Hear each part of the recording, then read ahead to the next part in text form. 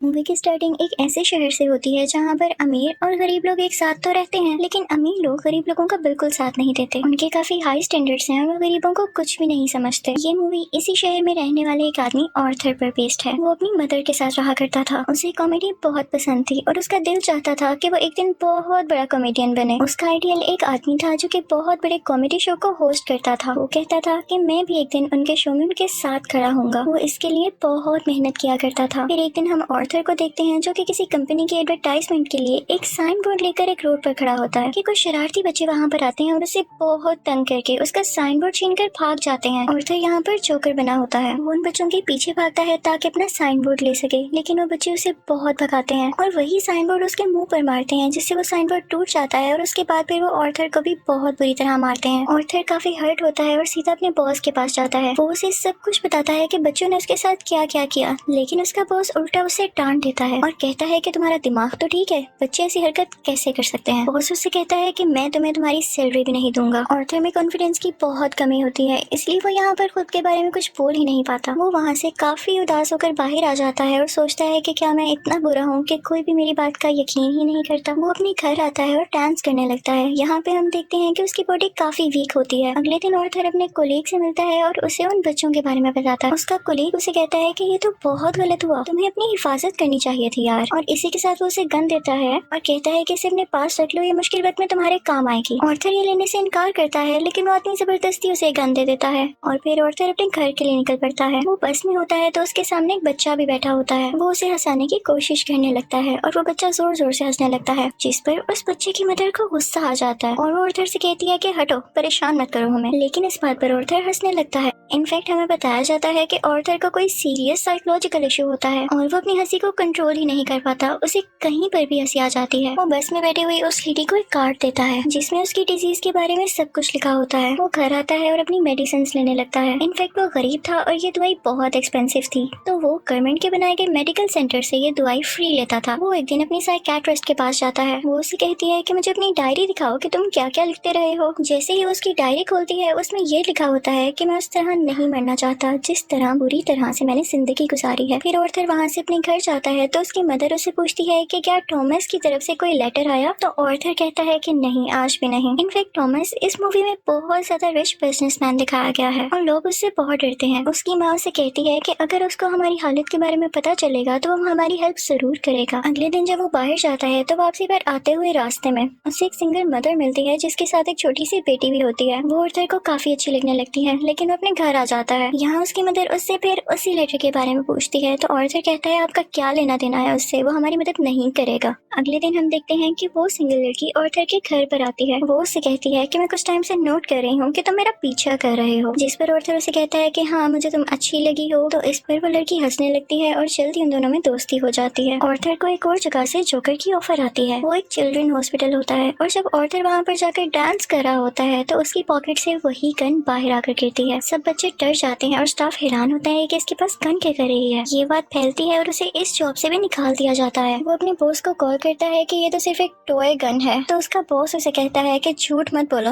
मुझे तुम्हारे कलीग ने सब कुछ बता दिया है कि तुमने खुद उससे गन ली। यहाँ पर ऑर्थर का दिल दोबारा से बहुत दुखता है कि उसके कलीग ने तो उसे जबरदस्ती ये गन दी थी। फिर हम देखते हैं कि ऑर्थर ट्रेन में घर जा रहा होता है और वहाँ पर 3 बिजनेसमैन भी होते हैं जो कि थॉमस वेन के ही आदमी थे। वो ट्रेन में बैठी हुई एक लड़की को छेड़ रहे होते हैं। ऑर्थर को यहाँ पर अपने मेंटल डिसऑर्डर की वजह से हंसी आने लगती है और वो तीनों आदमी समझते हैं कि हम पर हंस रहा है। वो उसे बहुत मारते हैं, इतना मारते हैं कि उसके मुंह से खून आने लगता है। ऑर्थर उन्हें अपना मसला बताने की कोशिश कर रहा था, लेकिन वो तीनों उसकी एक नहीं सुनते। ऑर्थर को उन तीनों पर गुस्सा आ जाता है और अपनी गन निकाल कर उन तीनों को शूट कर देता है। वो वहाँ से ये सोचकर भाग जाता है कि मैंने 3 लोगों का कत्ल किया है। वो खुद को एक बाथरूम में लॉक कर लेता है। पहले तो वो डर रहा था, लेकिन यहाँ पर अचानक से वो डांस करने लगता है। ऐसे लग रहा था जैसे अब उसे कोई रिग्रेट नहीं और वो काफी सुकून में भी था। ऑर्थर घर आता है तो टीवी पर न्यूज चल रही होती है जिसमें थॉमस बोल रहा होता है। वो वो कहता है कि जिन 3 लोगों का कत्ल हुआ वो मेरे आदमी थे और उन्हें किसी जोकर ने मारा। लेकिन यहाँ पर गरीब लोग उन तीनों की डेथ का अफसोस करने की बजाय जोकर्स का साथ दे रहे होते हैं, क्योंकि वो सब जोकर्स के रूप में ही अमीर लोगों के खिलाफ स्ट्राइक कर रहे होते हैं। वहाँ से आर्थर अपनी साइकेट्रिस्ट के पास जाता है तो वो उसे बताती है कि हम आज आखिरी बार मिल रहे हैं, क्योंकि गवर्नमेंट ने हमें फंड्स देना बंद कर दिया है और अब के बाद मैं आपका फ्री इलाज नहीं कर सकती। आर्थर दोबारा से काफी टूट जाता है और उदास होकर वहाँ से बाहर आ जाता है। फिर हम आर्थर को देखते हैं जो कि कॉमेडी शो में लोगों को हंसाने की कोशिश कर रहा होता है, लेकिन वो ऐसा कर नहीं पाता और परेशानी में उसे जोर जोर से हंसी आने लगती है।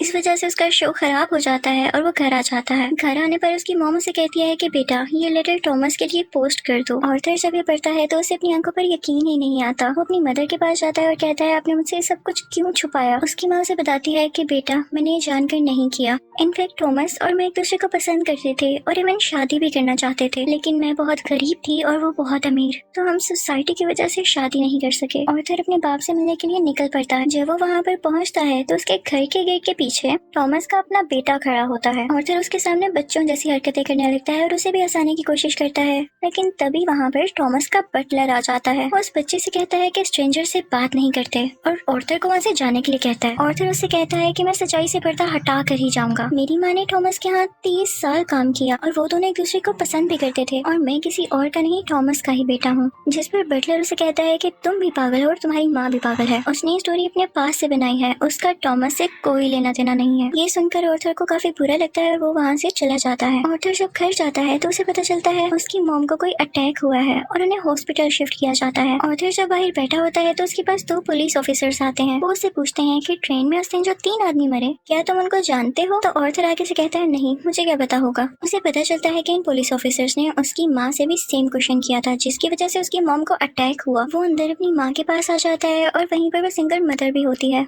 कि तभी टीवी पर एक न्यूज चलती है और उस पर आर्थर का वही फेवरेट टीवी होस्ट होता है, वही कॉमेडियन जिसे आर्थर बहुत पसंद किया करता था। वो काफी शौक से उसका शो देखने लगता है, लेकिन देखते ही देखते उसे अपना चेहरा टीवी स्क्रीन पर दिखाया जाता है। बेसिकली आर्थर का फेवरेट कॉमेडियन उसका मजाक उड़ा रहा होता है। जब आर्थर को एक कॉमेडी शो में हंसी आ गई थी, ये देखकर आर्थर काफी टूट जाता है कि मेरा आइडियल मेरा मजाक उड़ा रहा है, इससे तो मुझे इंस्पिरेशन मिली थी। उसे सब चीज पर यकीन ही नहीं आ रहा होता। थॉमस घर आता है तो न्यूज चल रही होती है कि शहर के हालात काफी खराब हो गए हैं। गरीब लोग जोकर्स का मास्क पहने सड़कों पर निकल आए हैं और अमीर लोगों के खिलाफ स्ट्राइक कर रहे हैं। इन लोगों में बहुत दुश्मनी बढ़ गई है और ये सारे के सारे थॉमस के खिलाफ हैं। आर्थर ये देखकर काफी खुश होता है कि वो सब के सब लोग जोकर बने हुए थे, यानी क्लाउन्स बने हुए थे। उसे लगता है कि पहली बार उसकी जॉब की या उसकी किसी ने तारीफ की हो।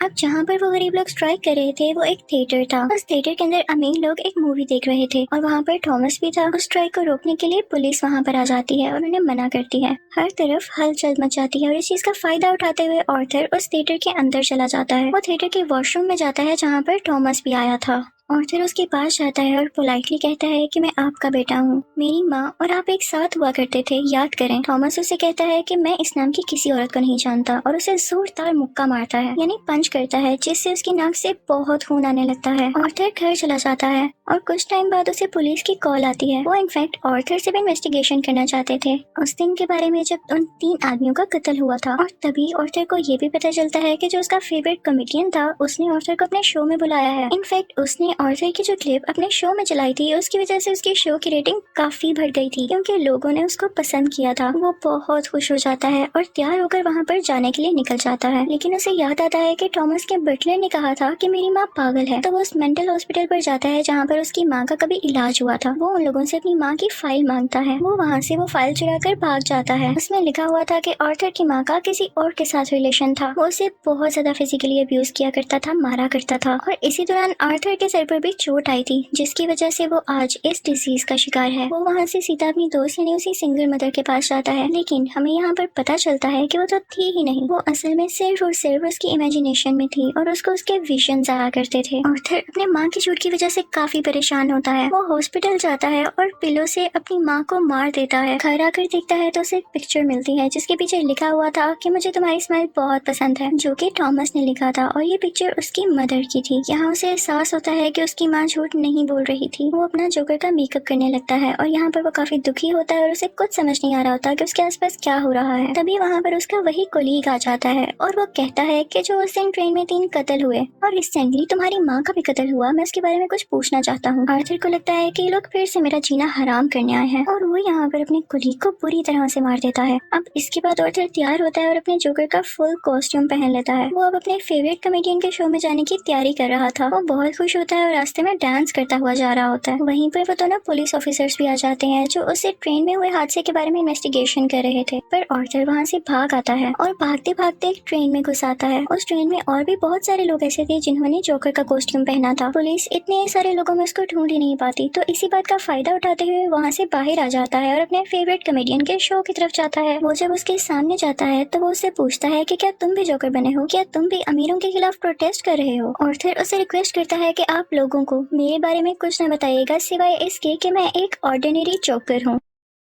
और फिर उनका लाइव शो स्टार्ट हो जाता है। ऑडियंस उन्हें देखकर काफी खुश होती है और इस चीज को काफी एडमायर कर रही होती है। वहाँ पर आर्थर का फेवरेट कॉमेडियन उसे क्वेश्चन करता है कि तुम यहाँ पर जोकर बन के क्यों आए हो। तो जोकर उसे कहता है कि मैं हमेशा खुश रहना चाहता था और मैं लोगों में भी खुशियाँ बांटना चाहता था। लोगों ने मुझे इस गेटअप में पसंद किया तो मैंने सोचा क्यों ना मैं ऐसे ही आ जाऊँ। वो यहाँ पर एक बहुत ज्यादा सरप्राइजिंग बात भी करता है। वो इस लाइव शो में सबके सामने बता देता है कि उस दिन ट्रेन में जो 3 लोग मारे गए उनको मैंने ही मारा है। वो कहता है कि ये सब मैंने आपको इसलिए बताया कि अब तक कितने गरीब मरे, कितने ही ज्यादा अमीर लोगों ने गरीब लोगों को बेदर्दी से कत्ल किया, लेकिन आज तक किसी ने नोटिस किया, किसी ने भी अमीर लोगों के खिलाफ आवाज उठाई या उन गरीब लोगों को याद किया तो मुझे बताएं। और जब मैंने किसी अमीर आदमी को मार दिया तो लोग इतना शोर किस लिए मचा रहे हैं? क्या सब इंसान बराबर नहीं होते या अमीर लोगों में कोई और खास बात होती है? वो कहता है कि सोसाइटी बहुत खराब हो चुकी है, वो सिर्फ अपना फायदा सोचती है और अगर आज तुमने मुझे इस शो में बुलाया है तो ये तुम्हारी रहमदिली हरगिज नहीं है। तुम्हारे शो की रेटिंग मेरी वजह से बढ़ रही थी इसलिए तुमने ऐसा किया। लेकिन आर्थर का जो फेवरेट कॉमेडियन होता है वो कहता है ऐसी बात हरगिज नहीं है। आर्थर को गुस्सा आ जाता है कि तुम अभी भी झूठ बोल रहे हो। वो इसी के साथ अपनी गन बाहर निकालता है और उसे सबके सामने शूट कर देता है। लोग काफी घबरा जाते हैं और वहाँ से बाहर निकलने लगते हैं, लेकिन आर्थर को हम यहाँ पर काफी कॉन्फिडेंट देखते हैं। वो किसी से नहीं डरा होता। पुलिस इस बात पर जोकर यानी आर्थर को अरेस्ट कर लेती है और अपनी गाड़ी में बिठाकर उसे वहाँ से दूर ले जाने लगती है। लेकिन आर्थर रास्ते में देखता है कि उसके बहुत सारे सपोर्टर्स हैं जो उसे सपोर्ट कर रहे हैं। उनमें से कुछ लोग एक एम्बुलेंस में बैठते हैं और उसकी ज्यादा सारी स्पीड करके उस पुलिस कार के साथ टक्कर कर देते हैं, जिसकी वजह से वो पुलिस कार उल्ट जाती है और अब जोकर बाहर आ गया था। वो उन सब लोगों में शामिल हो जाता है और उसी कार के ऊपर आकर खड़ा हो जाता है। सब लोग उसे यहाँ पर देख पा रहे थे और उसे चीयर कर रहे थे। उसके मुंह और नाक से काफी खून आ रहा था, लेकिन वो उसी खून से अपनी स्माइल बना लेता है और हाथ फैलाकर जोर जोर से हंसने लगता है।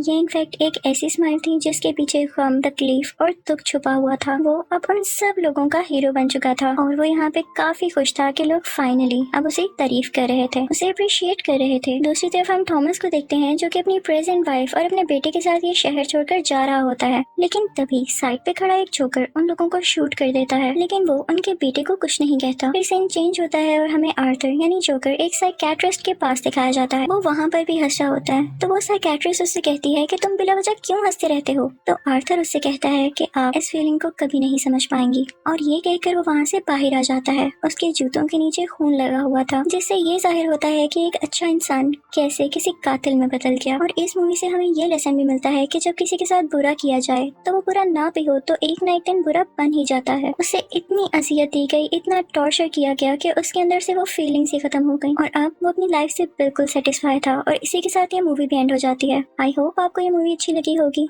Thank you for watching.